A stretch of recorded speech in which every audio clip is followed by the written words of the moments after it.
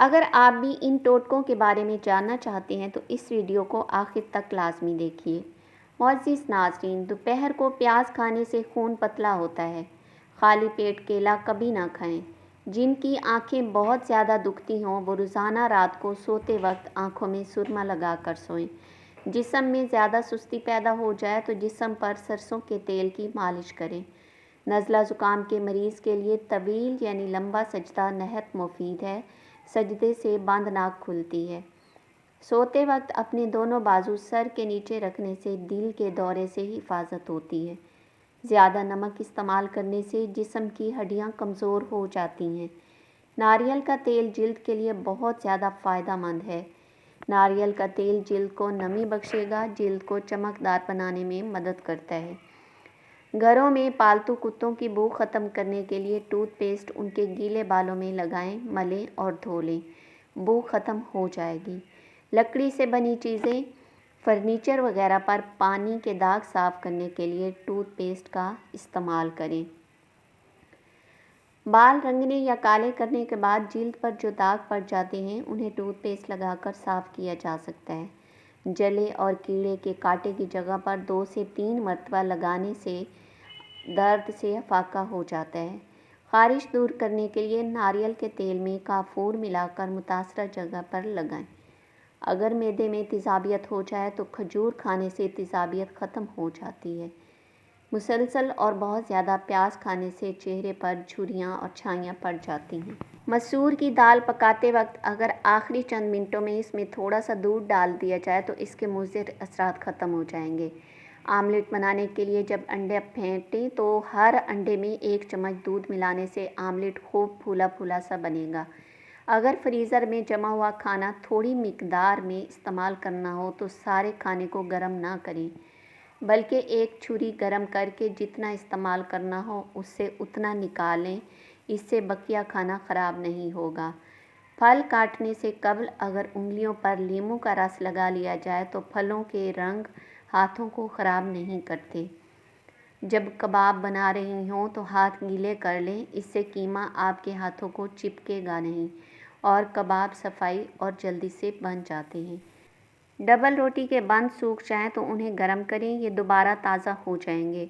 اگر دودھ میں ہلکی کھٹی بو آنے لگے تو اسے پھٹنے سے بچانے کے لیے ہر آدھا کلو دودھ میں آدھا چمچ میٹھا سوڈا ڈال کر 1-2 ابال دیں۔ دودھ میٹھا ہو جائے گا اور خراب بھی نہیں ہوگا۔ دودھ ابالتے ہوئے گرنے سے بچانے کے لیے دیگچی کے کناروں پر تھوڑا سا گھی یا مکھن لگا دیں۔ عام روٹی کے سوکھے ٹکڑے توڑ کر دودھ میں پکائیں، جب گاڑھا ہو جائے تو چینی اور کھیر ڈال دیں، مزیدار کھیر بن جائے گی۔ کریم یا ملائی میں اگر تھوڑی سی چینی ڈال دی جائے تو یہ جلدی کھٹے نہیں ہوتے۔ اگر بسکٹ تازہ رکھنا ہو تو انہیں پلاسٹک کے لفافے میں ڈال کر خشک جگہ پر رکھیں، یہ خراب نہیں ہوں گے۔ آئس کریم اگر مہمانوں کو پیالیوں میں دینی ہو تو آئس کریم اس وقت پیالیوں میں ڈال کر نہ دیں، بلکہ پہلے پیالیوں میں ڈال کر فریزر میں جما لیں، پھر پیش کریں، اس سے وہ جلدی پگھلے گی نہیں۔ اگر کیک کے ٹکڑے بچ جائیں تو انہیں پھینکنے کی بجائے آئس کریم ڈال کر کھائیں، بہت مزہ آئے گا۔ نرم آٹے کو سخت کرنے کے لیے اسے فریج میں نہ رکھیں بلکہ اس کے پیڑے بنا کر فریج میں رکھیں، وہ جلدی سخت ہو جائیں گے۔ اگر بوتل آسانی سے نہ کھلے، اس کے ڈھکن پر گرم پانی ڈالیں، ڈھکن کھل جائے گا۔ جام وغیرہ کی بوتل کا ڈھکن نہ کھلے تو ڈھکن پر سوئی سے سوراخ کر دیں، ہوا کا دباؤ دور ہونے پر ڈھکن آسانی سے کھل جائے گا۔ سونے یا چاندی کے برتنوں یا زیورات کو میلا ہونے سے بچانے کے لیے ان کے درمیان پھٹکڑی کے ٹکڑے رکھ دیں۔ سونے یا چاندی کے زیورات ٹوتھ پیسٹ سے بھی صاف کیے جا سکتے ہیں۔ اگر پیاز کاٹتے وقت آنکھوں سے پانی بہے تو پیاز کو رات کو پلاسٹک کے لفافے میں اچھی طرح بند کر کے فریج میں رکھ دیں اور صبح کاٹیں گے، آنکھوں سے پانی ہرگز نہیں آئے گا۔ اگر پیاز کو لچھوں کی طرح کاٹ کر پکایا جائے تو یہ جلدی گل جاتا ہے۔ اگر انڈے والی پلیٹ یا پیالی سے انڈے کی بو آئے تو چائے کی استعمال شدہ پتی سے پلیٹ صاف کریں اور پھر صاف پانی اور صابن سے دھو لیں، بو ختم ہو جائے گی۔ یوٹیلیٹی اسٹورز میں پیاز جن جالی دار تھیلیوں میں ملتا ہے، اس سے اگر برتن دھوئے جائیں تو یہ برتن بہت زیادہ صاف ہو جاتے ہیں۔ اگر آپ نے بسکٹ تیار کیے ہوں جس برتن میں امیزہ گوندھا ہو اسے صاف کرنے کے لیے جو ہی آٹا نکالیں پیالے میں نمک چھڑک دیں اور ملیں، اسے بعد میں پیالہ دھونا آسان ہو جائے گا۔ اگر ہاتھوں پر سبز مرچیں لگ جائیں تو جلن دور کرنے کے لیے آپ ہاتھوں پر تھوڑا سا آئل مل لیں، مرچوں کی جلن بہت جلد ختم ہو جائے گی۔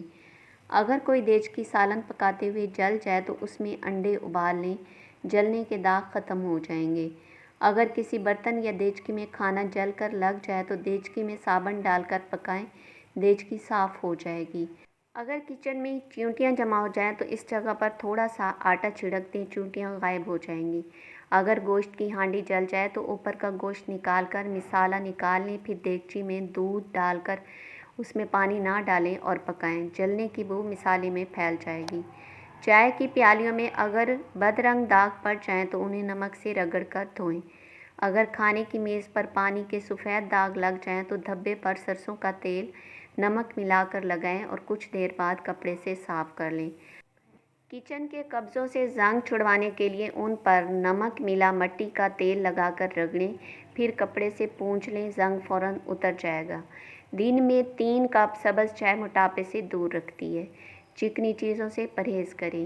ایسی سرگرمیوں میں حصہ لیں جن سے جسم میں حرکت رہے۔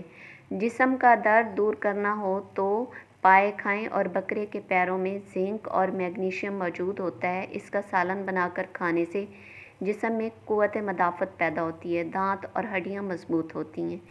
آپ جانتی ہیں آپ کی آنکھیں اس وقت تنگ آ جاتی ہیں جب اندھیرے میں موبائل اور کمپیوٹر پر ان کی تیز روشنی میں کام کرتے ہیں۔ اپنے جسم کے اعضاء کا خیال رکھیے، ان کو خوف زدہ مت کیجیے۔ یاد رکھیے یہ اعضاء مارکیٹ میں دستیاب نہیں ہیں۔ پیٹ کا درد نہ جاتا ہو تو نہار منہ دہی کھایا کرو۔ کریلے کا پانی پینے سے چہرے پر داغ دھبے نہیں رہتے۔ روزہ رکھنے سے پیٹ کی بیماریاں ختم ہو جاتی ہیں۔ جن کی سانس پھول جاتی ہو وہ بیر کھائیں، یہ بیماری دور ہو جائے گی۔ رات کے وقت دیر سے کھانا کھانے سے معدے میں سوجن آ سکتی ہے۔ اگر تم بوڑھے نظر آنے لگے ہو تو چھوٹی مکھی کا شہد اور انجیر کھایا کرو، دوبارہ جوان ہو جاؤ گے۔